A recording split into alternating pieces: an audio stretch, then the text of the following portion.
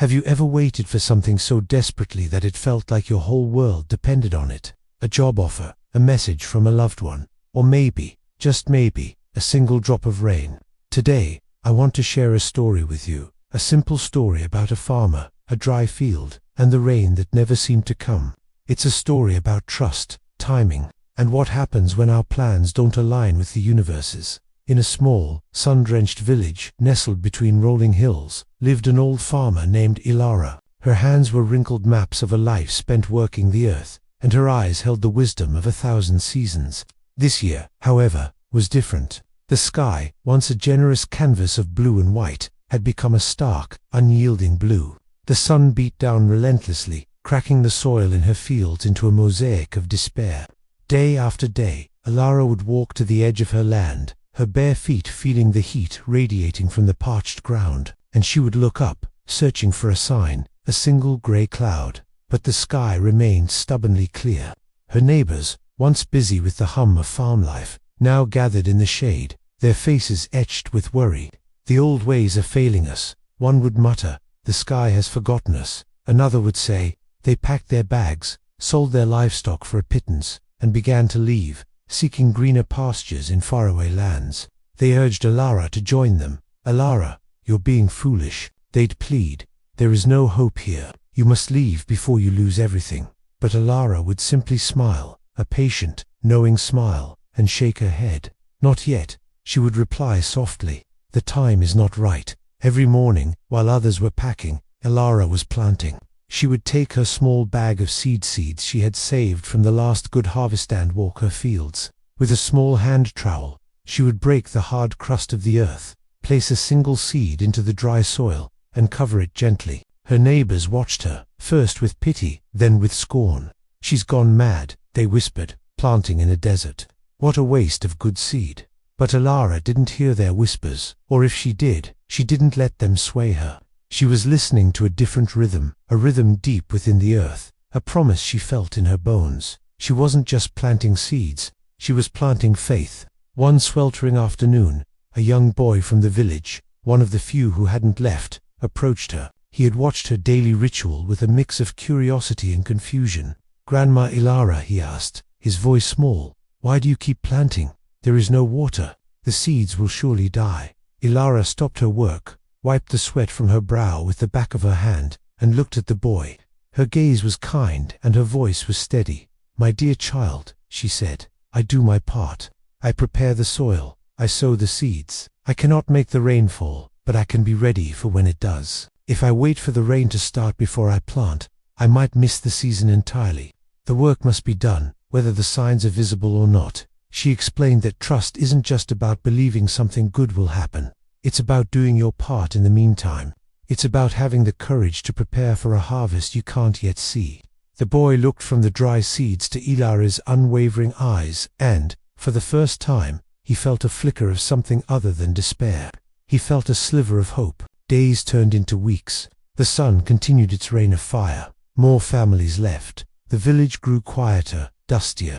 Ilara's fields looked no different from the abandoned ones next to them, barren and cracked. Yet, she continued her work. She repaired her fences. She cleared the irrigation channels, pulling out stubborn weeds and rocks, ensuring the path was clear for water that wasn't there. People thought her even more foolish. Fixing channels for a river of dust, they scoffed. But Ilara knew what she was doing. She was preparing for abundance. She was demonstrating her trust, not through prayer alone, but through action. She was building the vessel, trusting that it would one day be filled.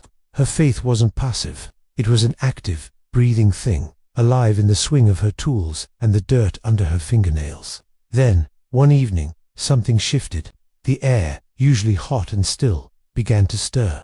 A faint, cool breeze whispered through the brittle leaves of the remaining trees. Ilara stood on her porch, her face turned to the west. On the horizon, a smudge of grey appeared, small and insignificant, but it was there. Throughout the night, that smudge grew, spreading like ink on wet paper. The other villagers who remained gathered outside, their faces a mixture of disbelief and fragile hope. They had given up, but now the sky was offering a second chance.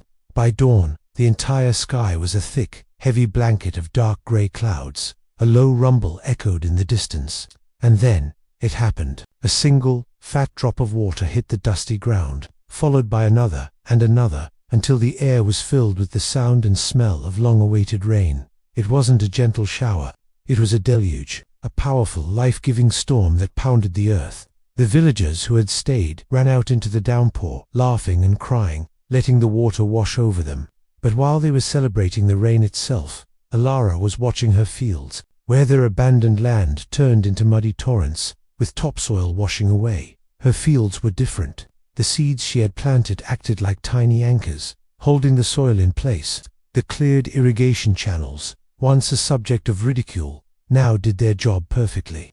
They guided the precious water exactly where it was needed, distributing it evenly across the thirsty land, letting it sink deep into the ground rather than running off in a wasteful flood. Her preparation had turned a potential disaster into a profound blessing.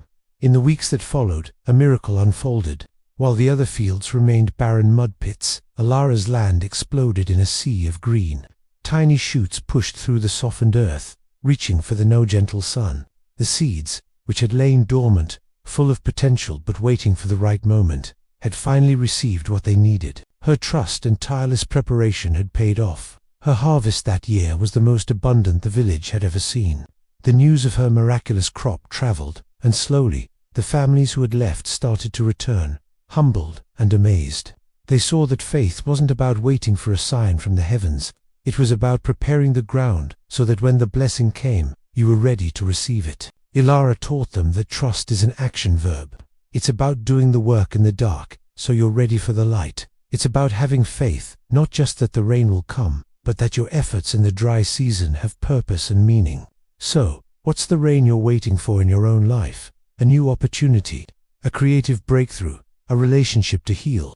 This story reminds us that we can't control the timing. We can't force the clouds to gather, but we can tend to our own soil. We can plant the seeds of our intentions. We can clear the channels in our lives, removing the blockages of doubt, fear, and procrastination. We can do the work, so that when your rain finally comes and you won't just be standing there getting wet. You'll be ready to grow. Thank you so much for spending this time with me today. If this story resonated with you, I'd be so grateful if you'd hit that like button and subscribe to the channel for more stories to inspire your journey. Share your thoughts in the comments below. I'd love to hear what you're preparing for. Until next time, keep planting.